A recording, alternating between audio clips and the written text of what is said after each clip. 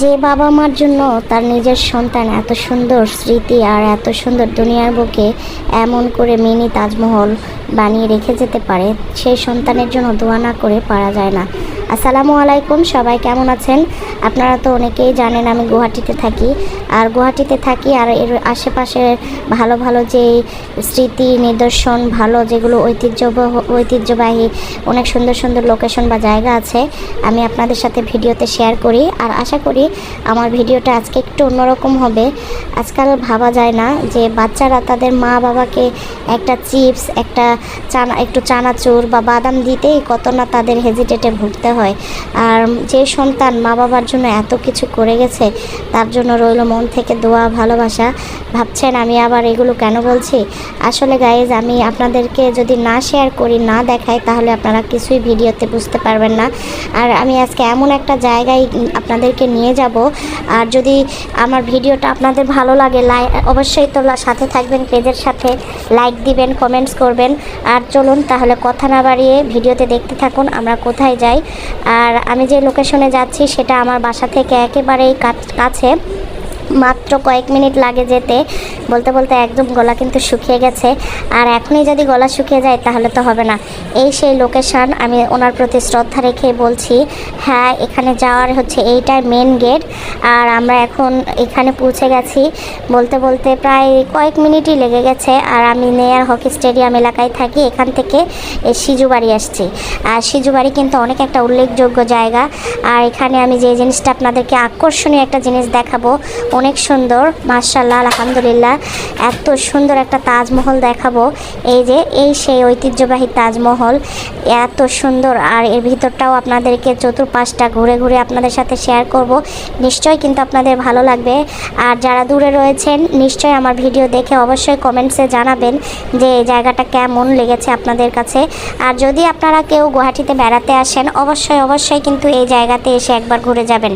সন্তান যদি এরকম ঘরে ঘরে সবার থাকে, তাহলে অবশ্যই সে মা বাবার জীবন সার্থক, হোক সেটা মৃত, মানে মারা যাওয়ার পরে, বা হোক সেটা বেঁচে থাকতে।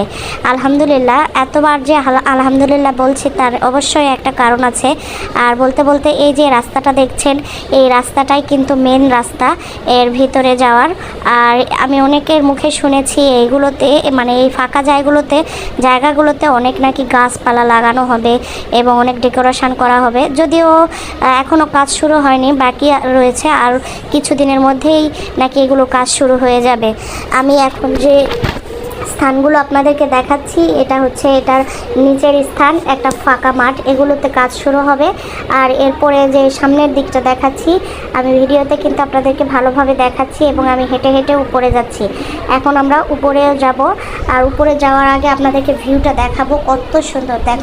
দেখুন আপনারা গাইজ, কত সুন্দর, একেবারে নিচে থেকে মনে হচ্ছে একটা অসাধারণ ভিউ। আর পুরো তাজমহলের যে দৃশ্যটা আমি কিন্তু ক্যামেরা বন্দি করে নিয়েছি, আপনাদেরকে দেখাচ্ছি।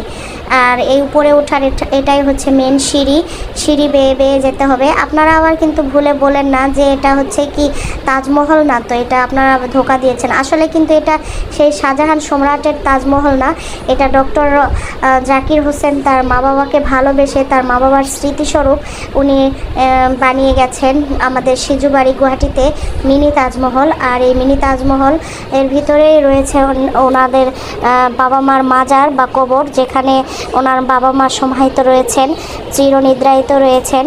আর আমি ভিতরে একেবারে যাই নাই, কারণ আমার ভিতরে যেতে মনের ভিতর কেমন যেন একটা হয়ে উঠেছিল।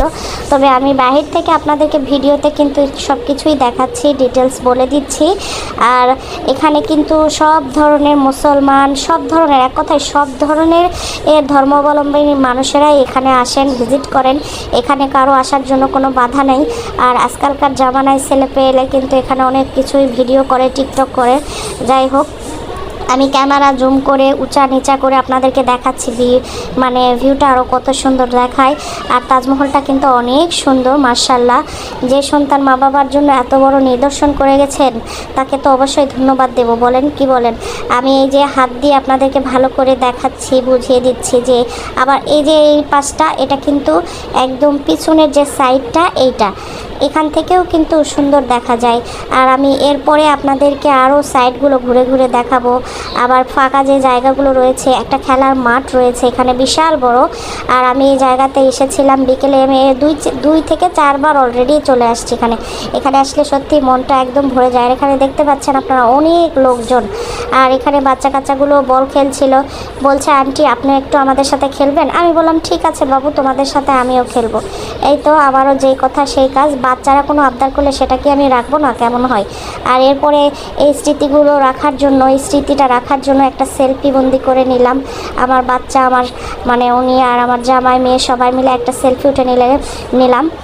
কারণ হয়তো এই স্মৃতিগুলোই একসময় থেকে যাবে, বাচ্চা কাচ্চা সব বড় হয়ে যাবে, আমরাও হয়তো বয়স্ক হয়ে যাব নিশ্চয়ই।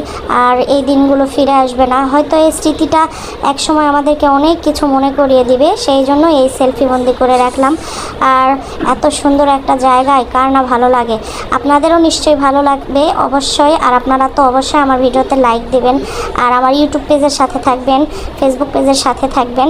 এখন আমি আপনাদেরকে পিছনে যে সাইডটা ক্যামেরাতে দেখা যাচ্ছে, এটা কিন্তু পিছনের পার্ট। এরপরে আমি আপনাদেরকে সামনের যে গেট রয়েছে সেই সামনের গেটের দিকেও আসব। আর দেখুন এত সুন্দর এই ভিউটা। আর এখন কিন্তু সূর্য মামা বিদায় দেওয়ার জন্য, আমাদেরকে বাই বাই করার জন্য মানে হাতছানি দিচ্ছেন। আর সূর্য মামা এখন ডুবে যাবে, প্রায় সন্ধ্যা হয়ে আসছে। আর আমি চতুর্দিকে এই জন্য আপনাদেরকে ঘুরে ঘুরে একটু দেখাচ্ছিলাম। আর এরই মধ্যে দেখি আমার মেয়েকেও ক্যামেরার মধ্যে দেখা যাচ্ছে, মেয়ে এ পাশে একবার দৌড়াচ্ছে, ওই পাশে একবার দৌড়াচ্ছে। ওর তো কাজই এরকম দৌড়াদৌড়ি করা, লাফালাফি করা। আর ভিডিও করতে করতে একদম ক্লান্ত হয়ে পড়েছে আমার 2 ভিডিও ম্যান, তাই সাইডে একটু বসে তারা রেস্ট নিচ্ছেন। আর একটা কথা বলে রাখি, এই সাইডে কিন্তু দেখতে পাচ্ছেন যে বিল্ডিংগুলো, এইটা কিন্তু এই মহলের সাইডে যারা হয়তো বা অ্যাপার্টমেন্ট করছেন বা ফ্ল্যাট বানাচ্ছেন, তারাও এই সাইডে কিন্তু জমি নিয়েছেন।